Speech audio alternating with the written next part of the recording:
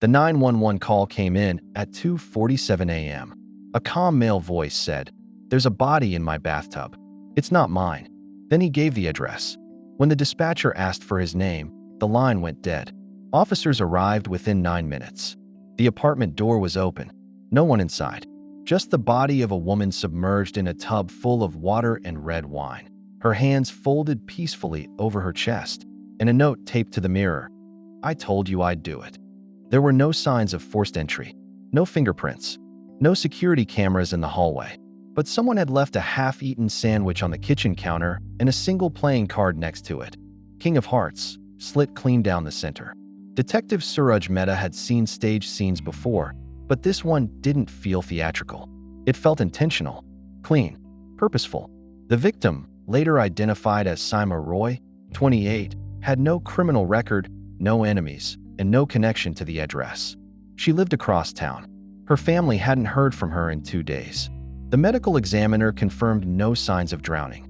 She'd been suffocated with a thin plastic wrap, one that didn't leave fibers. Whoever did it knew exactly how long it would take. And then they dressed her, combed her hair, and placed her in the tub like a ritual. The apartment belonged to a man named Dheeraj Khanna, 35, who hadn't been seen in over 2 weeks. Rent was still being paid from his account. His phone was off.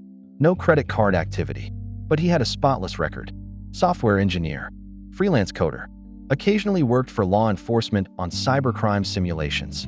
Nothing in his past suggested violence. Until the call. Suraj replayed the 911 recording multiple times.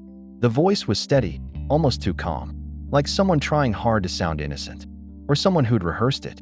Then came the twist. The call wasn't made from the apartment. It came from a public payphone 2 blocks away, an antique, still functional, but disconnected from GPS logs. There was no CCTV nearby, and that payphone had received another call 3 days earlier, from a blocked number. Duration, 6 seconds. No audio recorded.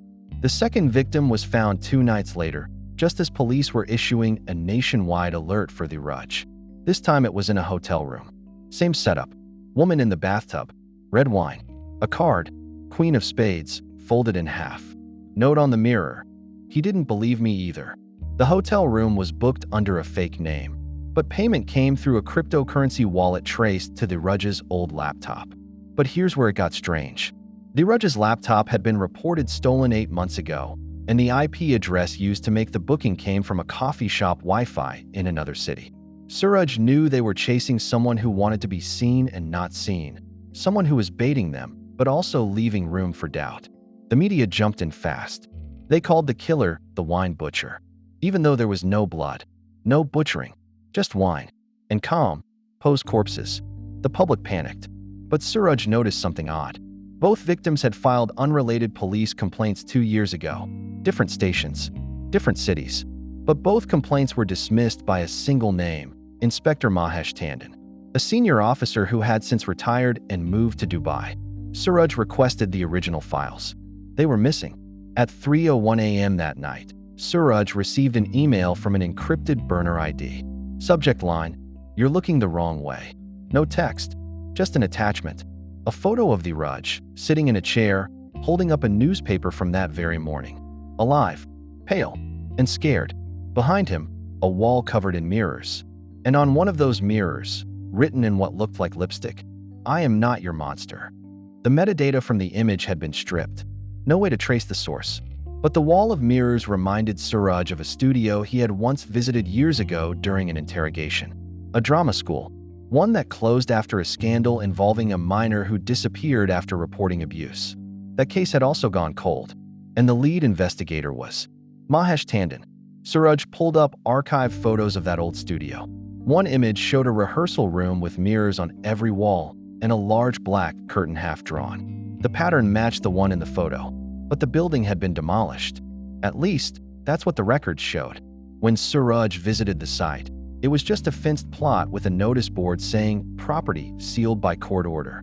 But the lock was fresh, and there were faint tire marks in the dirt. He followed them around the back and found a metal basement door. Unlocked. Inside, dust covered everything, except one room. Clean. Almost too clean. The mirrors had been polished. A single bulb hung from the ceiling. In the center, A chair. Empty. On the floor, the jack of diamonds. Unmarked. And another note, barely legible in smudged ink. One more truth before I go. That same night, a third body was found. But this time, it wasn't a woman. It was Inspector Mahesh Tandon. And he wasn't in a bathtub. Mahesh Tandon's body was found in an abandoned movie theater on the outskirts of town. He was seated upright in the front row, facing the screen, hands zip-tied and head tilted slightly, as if he'd died watching something. A projector had been set up behind him, still running a loop video. No one knew how long it had been playing. The footage showed a teenage girl, barely 15, rehearsing lines from a Shakespeare play. At first, it seemed harmless. But 20 minutes in, her tone changed. She was crying, begging, pleading with someone off camera. Then the feed cut out. Just static. Then a final frame. A card, jack of clubs, burnt around the edges. On the seat next to Tandon's corpse was a letter. Short. Typed. How many more had to beg before you listened? This time, someone listened. Suraj stood in the projection booth, staring at the scene. This wasn't about random murders anymore. It was personal, calculated, and targeted. Each victim had ties to suppressed abuse cases. And the killer wasn't just killing. He was unveiling a system that had buried pain. The real mystery now wasn't who was dying, but who would be next. They found no sign of the Rudge in the theater. But something strange appeared in the autopsy. Tandon had been drugged with a rare compound used in sleep studies. Not enough to kill, just enough to paralyze. He'd watched the entire video while fully conscious but unable to move. His heart had given out before the drug wore off. Fear had killed him. 3 days passed without a new incident. But on the fourth night, Suraj's personal phone rang. Unknown number. He picked up. The voice was childlike, muffled, distorted. Tell the others they're not safe. Justice doesn't forget. Then it disconnected. Suraj traced the signal to an old pay-as-you-go SIM card activated in a stolen phone used for less than an hour. But the tower logs narrowed it to a 2-kilometer radius. A slum area. Busy, densely packed, nearly impossible to canvass. By the time his team got there, someone had already set fire to a nearby NGO office that used to counsel abuse survivors. The place was mostly destroyed, but a single laptop was left on the desk, still open. On the screen was a slideshow. Each slide showed a different child's face, with the phrase "case closed" stamped across it. Some of the names matched records from cases Suraj had never seen filed. Hidden, never prosecuted. The final slide was a countdown, 11:59, 11:58. Then it stopped at 11:56 and froze. The next day, Suraj received a courier envelope at his house. No sender. Inside was a printed photo. The Rudge again, this time sitting on a rooftop, holding that day's newspaper. Behind him, a woman tied to a chair, her mouth taped shut, eyes swollen. But something was off. Her wrists were zip-tied the same way Tandon's had been. But her fingers were moving, signing something. Suraj sent the image to a forensic lip reader and a sign language interpreter. Both confirmed the same message. He's making me watch. They identified the woman as Dr. Isha Varma, a psychologist who had once worked closely with the department on juvenile cases. She had also testified to have found no evidence in several child abuse complaints 10 years ago. Her records were buried in internal reviews. Never leaked, never challenged. But someone had found them. When they checked her last known location, it showed she had taken a vacation leave 5 days ago to attend a seminar in Delhi. No one had heard from her since. Her phone was off. Suraj had a sinking feeling this was no longer just about revenge. It was a stage trial, and everyone involved had already been judged. Then came the twist that blew the case wide open. The old studio that had supposedly been sealed, someone broke in again. A neighbor called it in, saying they saw light flickering inside. When police arrived, they found an elaborate set, walls covered in mirrors, yes, but also cameras positioned in corners. Microphones hidden in the ceiling. A small control panel attached to a computer that was live streaming, broadcasting to a private, encrypted channel. Password protected. But the strange part? The live feed was paused on one frame. Suraj standing in the same room 2 nights ago. Someone had been watching him, tracking him, following his moves inside the very crime scene. When their tech team cracked the drive, they found a folder named confession.txt. Inside were files labeled with names of survivors, corrupt officials, timestamps, locations, audio logs, and a document titled, what he did. Suraj opened it. The contents made his stomach twist. Dheeraj had once been a ward of the state, taken into custody after his parents were killed in a gang shootout. From age 10 to 16, he had been placed in 3 different facilities, each more corrupt than the last, each run by people who were now either dead or missing. One of them was Mahesh Tandon's cousin. Another was the founder of the NGO that had burned. Another? A counselor who had mysteriously resigned and vanished. And Dr. Isha Varma's name appeared on multiple reports. The real horror wasn't the murders, it was the silence that had allowed them. Dheeraj had tried reporting it once. When he was 17, the file was never processed. Instead, he was labeled a troubled youth and sent to a correctional program, where he disappeared for nearly a year. Now it all made sense. The cards, the notes, the bodies. It was a performance of memory, a reenactment of consequences, a puzzle that only the guilty would recognize. But then, something broke the pattern. A new victim, someone no one expected, a 9-year-old boy. And this time, there was no wine in the bathtub. The boy's body was discovered in the same derelict building where the Raj had been a ward years ago. This time, there were no cryptic clues, no messages, just a body. No mirrors, no video recordings, just the lifeless form of a child who had been left to die without ceremony. But the boy wasn't anyone random. He had been a patient at Dr. Isha Varma's clinic. He had been a victim of sexual assault 2 years ago and had been in the midst of testimony to help expose a network of abusers. But he had been silenced again. The police were stumped. The murder didn't fit Dheeraj's previous pattern. There was no performance, no messages, no symbolic acts. The boy's death wasn't a statement, it was a reminder. A reminder that for every person who had been forced into silence, there was still a child in danger. As Suraj sat in his office, staring at the evidence and piecing together the puzzle, his phone buzzed. A new message. Unknown number. The text read, "You won't stop the show." The words felt like an echo, a repetition of everything they had uncovered. Dheeraj was taunting them, daring them to catch him. But this was different now. Suraj wasn't just chasing a killer. He was chasing a ghost, a haunting figure who was already a step ahead. The authorities had reached out to experts, psychologists, and criminal profilers, all of whom suggested that Dheeraj wasn't just a criminal. He was a symbol of something larger, something systemic.